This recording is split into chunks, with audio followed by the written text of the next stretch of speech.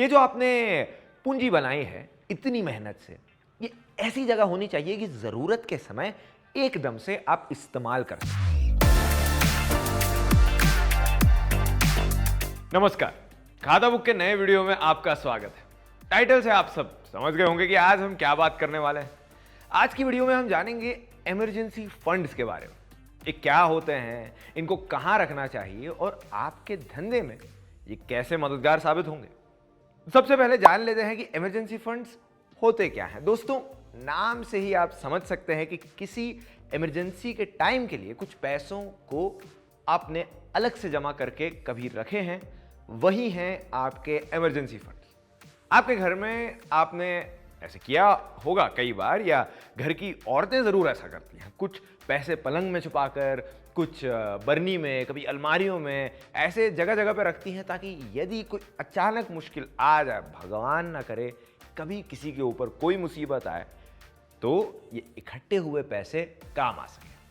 कहने का मतलब ये है कि इमरजेंसी के लिए कुछ आपके पास हमेशा होना ही चाहिए, क्योंकि दोस्तों जीवन में सुख दुख चलता रहता है और उसके लिए तैयार रहना बहुत जरूरी है। बहुत ज्यादा पुरानी बात नहीं है, हम सब जानते हैं नोटबंदी भी ऐसा ही एक घड़ी था जब धंधे पे बहुत असर पड़ा था।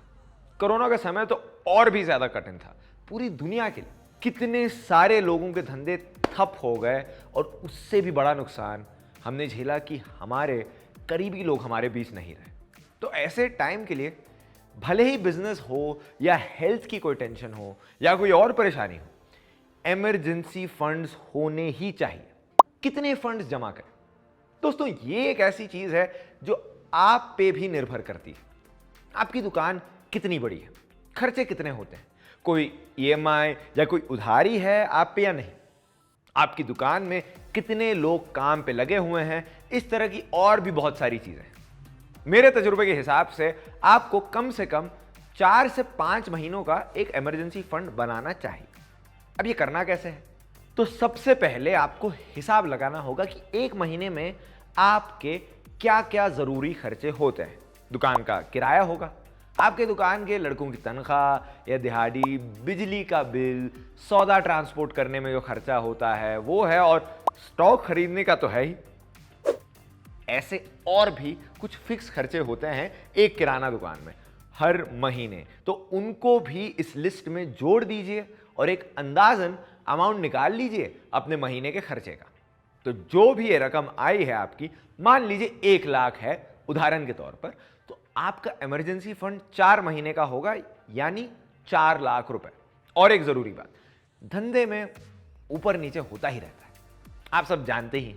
कभी छोटा बड़ा घाटा हो जाता है या कभी कुछ इधर उधर के ऐसे खर्चे निकल जाते हैं जो किसी खाते में नहीं जाते, ऊपर ऊपर के खर्चे।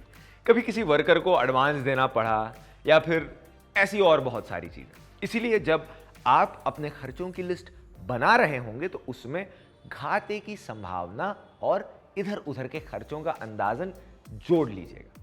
भाइयों, मैं आपको यह बता दूं कि ये शुरू में मुश्किल लगता है जरूर, और मुश्किल आएगा भी, क्योंकि ऐसे सिस्टम की आदत हमें नहीं होती।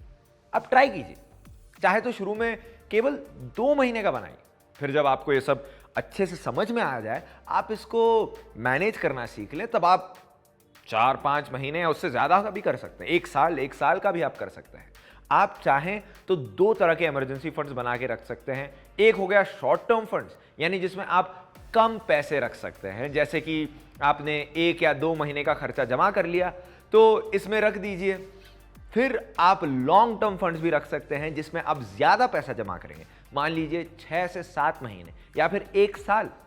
आप कम से शुरुआत कीजिए, परमात्मा की कृपा से अब धीरे धीरे पर्याप्त रकम जमा कर लेंगे। आगे बढ़ने से पहले अगर अभी तक आपको ये वीडियो पसंद आया तो हमारा चैनल सब्सक्राइब कीजिएगा। दोस्तों, हम आपको समय समय पर आपका बिजनेस बढ़ाने की बढ़िया और फायदेमंद टिप्स देते रहेंगे। खाता बुक के साथ अब बिजनेस करना होगा आसान। तो मैं अब आपको कुछ चीजें बताऊंगा जिससे आप अपने इमरजेंसी फंड्स इकट्ठा कर पाए। मेरे तजुर्बे और समझ से कुछ टिप्स। छोटा टारगेट सेट करें। दोस्तों, ये बात मैं आपको पहले ही बता चुका हूं, कम अमाउंट से शुरुआत कीजिए। ये आप ऐसे भी कर सकते हैं कि हर दिन 50 रुपए, 100 रुपए कोई ऐसा छोटा नोट निकल जाए, साइड पे रख दें। दोस्तों, मैंने भी ऐसे ही शुरू किया था। जब आपको थोड़ा खुद पे विश्वास होने लगे, आप हफ्ते के 1,500 निकालिए, फिर महीने का कुछ एक अमाउंट आप सोच के निकाल सकते हैं, बजट के हिसाब से, खर्चों के हिसाब से, और जो अपने पूरे महीने की जरूरत कॉस्ट निकली है उसके हिसाब से। इमरजेंसी फंड्स के लिए अलग बैंक अकाउंट। भाइयों, इस बात पर मैं जितना जोर डालूं उतना कम है। आपातकालीन स्थिति के लिए जो पैसे आपको साइड पे रखने हैं, उनको आपको सच में साइड पे ही रखना पड़ेगा, नहीं तो आप मुझसे लिखवा के ले लीजिए, वो पैसे भी खर्च हो जाएंगे, या तो दुकान के किसी काम, या आपके कुछ पर्सनल काम के लिए, या आपके बच्चे जिद कर रहे हैं एक नया फोन लेने की, तो आप इन पैसों से वो फोन लेने चले जाएंगे। इंसानी फितरत ही ऐसी है, क्या कर सकते हैं। यही कारण है कि एक अलग बैंक अकाउंट में ये पैसे आप डालिए। यदि अकाउंट नहीं है तो खोल लीजिए एक खाता। आजकल तो बहुत आसान है नया बैंक खाता खोलना।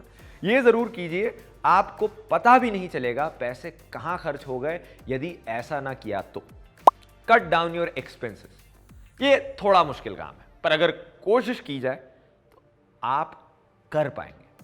खर्चे कम करने का ट्राई करें, सिर्फ वो खर्चे जो कम हो सकते हैं।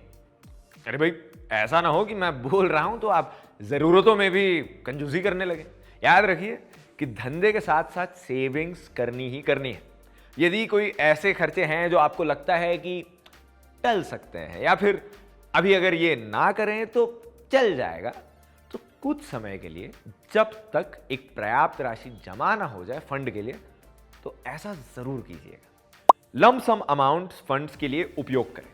दोस्तों, कभी आपको कहीं से कोई पेमेंट आए, मान लीजिए किसी ने उधार चुकाया, आपको सीधा एक साथ 5,000 कैश मिला, एक उदाहरण के तौर पर, यदि ऐसी कोई पेमेंट आए तो फिर वही बात का ध्यान रखना है कि उससे नया फोन ना खरीदें। थोड़ा सा मन मार के वो पैसे सीधा इमरजेंसी फंड में डाल दें। इससे होगा ये कि कम टाइम में आपका फंड तैयार हो जाएगा और आपको कम टाइम के लिए ही अपने ऊपर पाबंदियां लगानी होंगी। तो ये तो फायदे की बात हुई। इमरजेंसी फंड्स कहां रखें? भाइयों, पैसा जमा करना एक काफी मेहनत का काम है, पर उससे मुश्किल काम है इसको संभाल के रखना। आइए इस बारे में विस्तार से बात करते हैं। ये जो आपने पूंजी बनाई है इतनी मेहनत से, ये ऐसी जगह होनी चाहिए कि जरूरत के समय एकदम से आप इस्तेमाल कर सकें।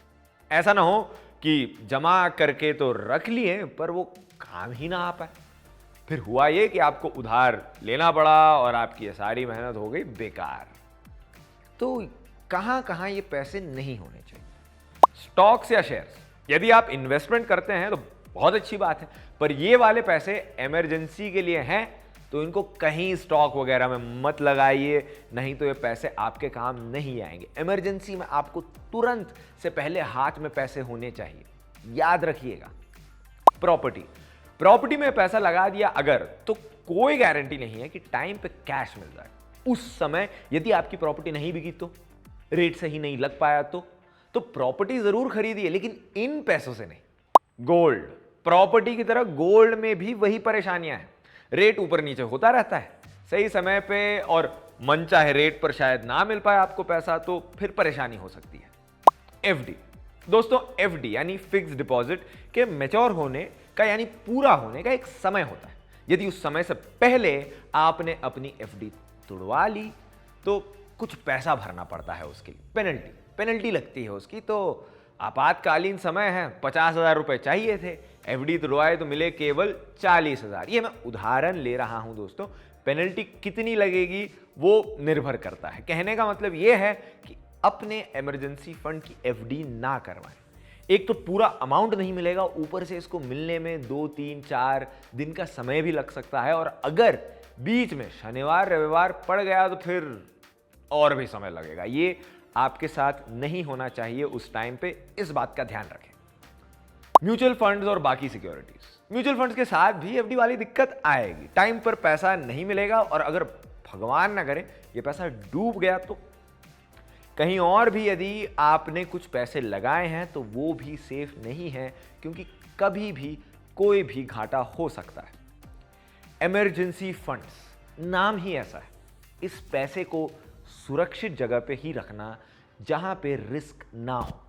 तो वो कौन कौन सी जगह है, आइए जानते हैं। कैश। दोस्तों, हालांकि जमाना डिजिटल हो चुका है, पर नोट की कीमत अब भी है। जहां पे रोकड़ा काम आएगा वहां पे रोकड़ा ही काम आएगा। तो हमेशा अपने इस इमरजेंसी फंड का कम से कम 10% कैश में रखिए। लेकिन ये पैसा रखना कहां है? दोस्तों, 10% कैश जेब में रख के नहीं घूमना है। सबसे पहली बात तो ज्यादा कैश लेके बाहर जाना वैसे ही सेफ नहीं है इस जमाने में। ऊपर से आपके पास जब पैसा होगा तो जानते हैं क्या होगा? आप सोचेंगे चलो आज जरा घर पे 4 किलो आम ले जाता हूं, पूरी सेब की पेटी खरीद ले जाता हूं आज। तो ये वाला कैश आपको घर पर ही कहीं रखना है, तकिए में या कोई भी ऐसी जगह जहां आपको पता है कि सुरक्षित है ये पैसा। यदि आपके पास डेबिट कार्ड है, जो कि जरूर होना चाहिए, नहीं है तो बनवा लीजिए, बहुत आसान हो गया आजकल ये सब करना। तो डेबिट कार्ड है तो आप चाहें तो 7 से 8% कैश भी घर पे रखें तो चल सकता है शायद काम।